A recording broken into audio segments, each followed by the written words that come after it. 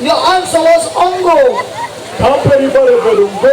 That's why everything in your life became ongo.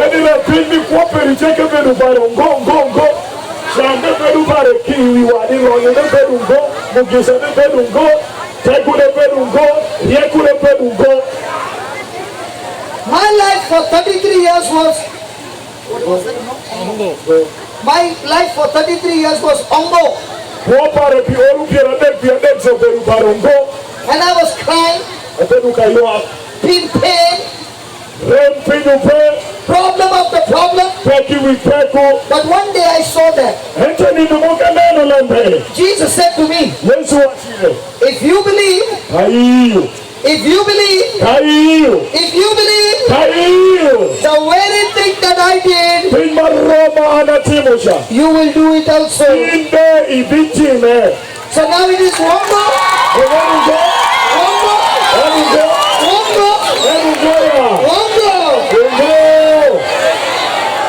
What do you say for yes? Ayo. Ayo. Ayo. Ayo. Ayo.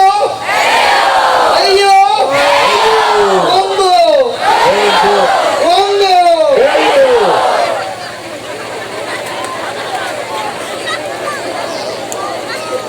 Praise the Lord. I'm there with you from the last 3 days. You will see me in the last 3 days. I'm preaching the word of God. But when it comes to healing and deliverance, God doesn't want me to pray to him. He has already empowered us. He has already empowered us. And he's saying to everybody, not to Father David only. Not to Father David only. He's talking to all of us. And he's saying, if you believe,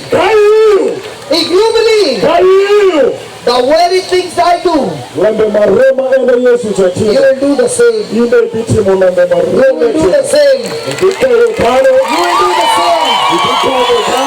will do the same. You will do the same.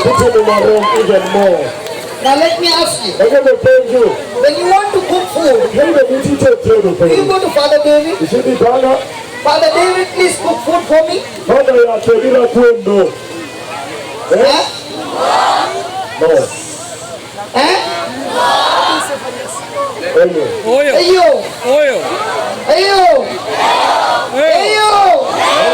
You go to Father David. Father, please cook food for me. Why don't you go to him? Why don't you go to him? Father, please come out and cook food for me. Because you are saying, Father, I can cook better food than you.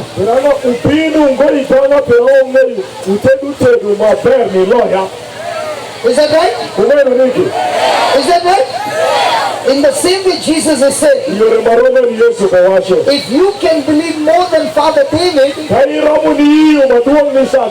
the word of God, then you will see more and more miracles than Father David.